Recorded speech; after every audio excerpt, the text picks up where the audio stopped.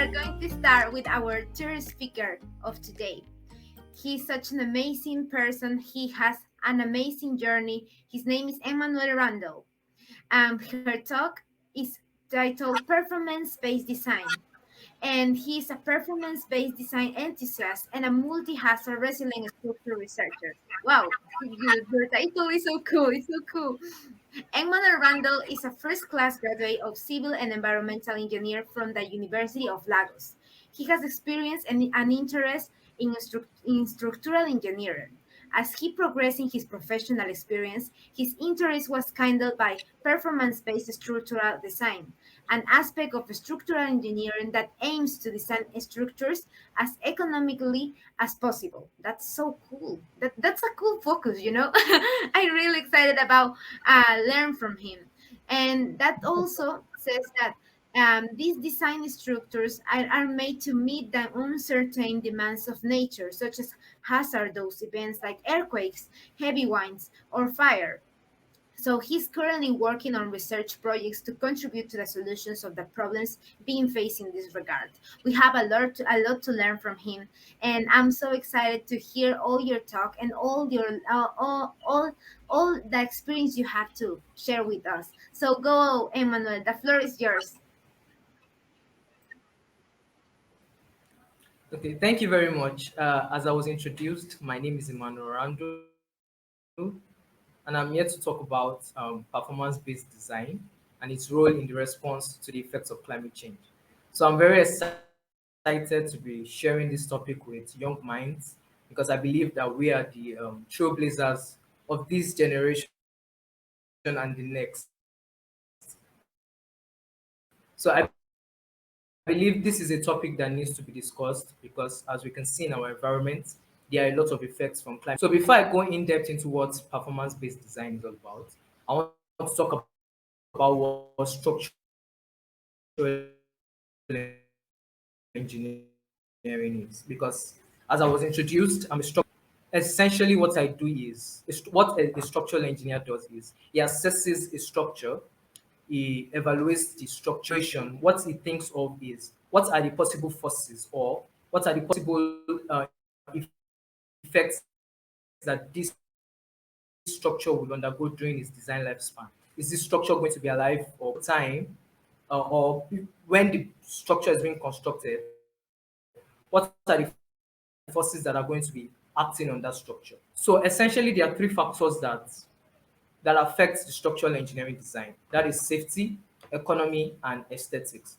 For a structural engineering design, it has to be safe because a lot of people are going to be using the infrastructure or structure you're designing. So you need to ensure that the lives of people are protected. The people that are going to be using it will not undergo health issues as a result of being or using your structure.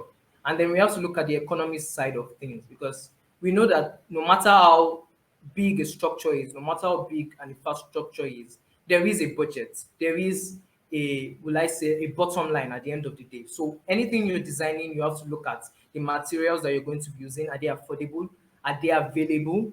So those things are considerations that we look at in structural engineering. And of course, the aesthetics. We have to be sure that the structure we are building is not an eyesore. So now let's go straight into what performance-based design is all about. Now, performance-based design is an improvement of the classical structural design that we have in that is functional in today's society. And what performance-based design tries to do is it evaluates and designs infrastructures like what a structural engineer does, but it tries to meet both uncertain and certain demands of nature. In the sense that we know that a lot of things are happening today because of climate change, such as the rise in sea level and various other effects from climate change. So, and OECD, the Organization for Economic Cooperation and Development, they modeled a structure in Paris, France, and they realized that about 30 to 55% of the damages due to flood in that city will be affecting the infrastructure sector. And we all know how important the infrastructure sector is to our daily living, to our societal standard of living. And if these structures or infrastructures are affected by damages frequently, what it does is that it hinders economic growth of the country because of the essential essentiality of these infrastructures, they will need to be repaired. So if every single time an hazard or a situation occurs and these infrastructures need to be repaired maybe 3 to 4 times in a year, it's going to be it's not going to be cost effective for the government and also for the people that will be planning on using those infrastructures. It is going to be very bad for their standard of living. Also, in low income community areas where there is an issue with funds, if the structures or infrastructures in those communities are getting damaged every single time an hazard occurs, it's not going to be conducive for the people living in that environment. And a lot of people have been rendered homeless as a result of hazards like floods. So it is something I feel we should look into. And thankfully, thanks to technology, we have been able to gather a lot of data of likely hazards, the magnitude of the hazards, and areas that are prone to certain hazards. So performance-based design, I feel, is for the future, but we need to start building on it currently. Thankfully, a lot of research is being done in various areas and in various parts of the world. But I feel a lot more needs to be done, especially when we are looking at the materials aspect of performance-based design. Okay, so the aim of performance-based design is to get resilient structures and infrastructures. Now, what are resilient infrastructures? When we're talking of resilient infrastructures, we need to look at it from 2 points. I have spoken about the fact that resilient infrastructures have to be able to withstand, adapt, and recover positively from hazardous situations. But we also need to look at it from the other side of things, that resilient structures need to be sustainable. Because if we are building resilient structures to cater for the hazardous effects that are occurring due to climate change, this infrastructure should not be contributing to the further depreciation of our environment. So we need to look into how we can make sustainable materials that would enable our infrastructures to be sustainable and will also enable them to be resilient against hazards that are caused due to climate change. So a lot of work needs to be done in this, and I believe as scientists, as technologists, as engineers and mathematicians, this is an area that we can come together and work upon. Okay, so this is me and telling us how important infrastructures are. It is important for us to be able to anticipate these infrastructures. It's important for our infrastructures to be able to respond to the unexpected. And it is important for them to be able to provide the essential services on which our society depends on. I'm very passionate about this area. Currently, I'm undergoing some research on it, especially on the flood aspects, because that has been affecting my community a lot. And I'm trying to develop